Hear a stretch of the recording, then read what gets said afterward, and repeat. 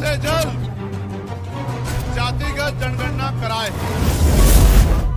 या भारतीय जनता पार्टी रही हो या और कोई मनुवादी दल रहा हो, इन्होंने एड़ी चोटी के जोर लगाए, अपने बच्चे कुर्बान कर दिए, लेकिन अपने अधिकारों की रक्षा की। और आज भी इस देश में आरक्षण बचा हुआ है, नौकरियां बची हुई है, हिस्सेदारी बची हुई है, राजनीतिक व्यवस्था कायम है, लोकतांत्रिक व्यवस्था है। डंडे खाए, गोलियां खाई, लेकिन अपने अधिकारों को छीनने नहीं दिया। सब लोगों को उनका धन्यवाद करना चाहिए।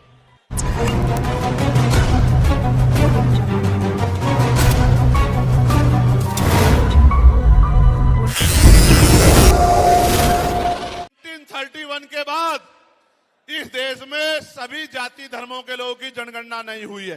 उनको मिल रहा है, कितनी हिस्सेदारी उनको मिल रही है।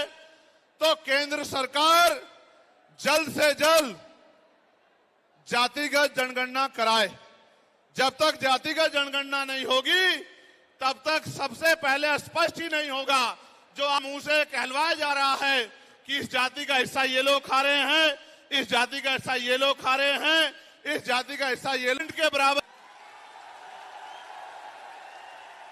मैं फिर आपसे कह रहा हूं, आप याद करो, जब से इस देश में आरक्षण व्यवस्था लागू हुई है, इस आरक्षण को पार्टी रही हो या भारतीय जनता पार्टी रही हो या और कोई मनुवादी दल रहा हो, इन्होंने एड़ी चोटी के जोर लगाए।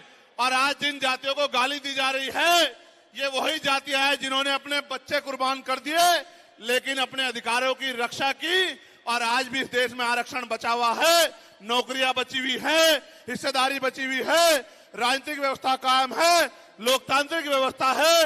तो धन्यवाद करना चाहिए उन जातियों का जिन्होंने अपने प्राणों का बलिदान दे दिया, लाठी डंडे खाए, गोलियां खाई, लेकिन अपने अधिकारों को छीनने नहीं दिया। सब लोगों को उनका धन्यवाद करना चाहिए। लेकिन दुश्मन का ये षड्यंत्र है, और दुश्मन बड़ा समझदार है। दुश्मन जानता है कि 2 अप्रैल 2018 के बाद में ये दलित समाज एकजुट हो गया था। जब दलित समाज एकजुट हुआ, तो वो ये सोचने लगे कि इनकी एकता को कैसे तोड़ा जाए। अगर आप झाड़ू की सिक्कों को इकट्ठा कर दोगे, वो सिक्के जो हैं एकजुट हो जाएंगे, उनको बांध दिया जाएगा। होते हैं, अगर आपने उनको अलग अलग कर दिया तो वो कचरा साफ नहीं कर पाएंगे। समाज में भाई अपने विरोधियों, बैरियों के खिलाफ संघर्ष भी करना है, अपने अधिकारों के लिए संघर्ष भी करना है।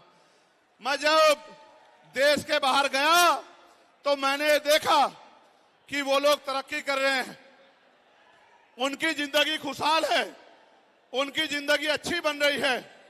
लेकिन उनकी जिंदगी तो अच्छी बन रही है, लेकिन 75 साल की आजादी के बाद आज भी भारत में 80% लोग ऐसे हैं जो रोटी, कपड़ा, मकान से वंचित हैं, जिनको इज्जत की जिंदगी नहीं मिल रही। तो मैं ये देख रहा था, मुझे बड़ी खुशी, फिर ये महसूस करता हूं कि आज जो कुछ हमारे पास है, वो हमारे महान पुरुषों की संघर्ष की वजह से है। अगर हमारे महान पुरुष संघर्ष नहीं करते, तो जो आज हमें मिला है, ये भी हमें किसी कीमत पे नहीं मिलता। आप जानते हैं, हमेशा आरक्षण के खिलाफ, चाहे सुप्रीम कोर्ट हो या मनुवादी दल हो, सब लोगों ने आरक्षण को समाप्त करवाने के लिए एड़ी चोटी के जोर लगा दिए। और इसका सबसे बड़ा हमला इस पे कब हुआ, जब 10% EWS लागू हुआ। मुझे माफी चाहते हुए कहना है कि हमारे दलों ने भी हाथ उठा के, जो हमारे पूर्व के दल थे, उनका समर्थन किया, जबकि वो आरक्षण पे सबसे बड़ा हमला था। अगर उसी दिन हम लोगों ने सड़कों पे निकल के अपनी आवाज को उठाया होता, तो किसी की मां ने दूध नहीं पिलाया होता कि वो दोबारा आरक्षण पे हमला करने के बारे में सोच लेता। ये भाजपा के लोग जो सत्ता में बैठे हैं, इन्होंने वोट तो आपसे हमसे ली, धर्म के नाम पे, भाईचारे के नाम पे, लेकिन सत्ता में आके लोग अपने लोगों का काम करने लगे, अपने महापुरुषों की विचारधारा को आगे बढ़ाने लगे, और हम लोग रोटी रोटी के लिए मोहताज लोग जुल्म जाता हूं। जब राजनीतिक शक्ति हमारे पास हो, अगर राजनीतिक शक्ति भाजपा और कांग्रेस के पास रहेगी, तो हम लोग इज्जत की जिंदगी इस देश में नहीं जी सकते। इस बात को आप लोग मेरी ध्यान रखना। ये मैं नहीं कह रहा हूं, ये बाबा साहब जो आपकी सारी परेशानियों का हल कर देगी।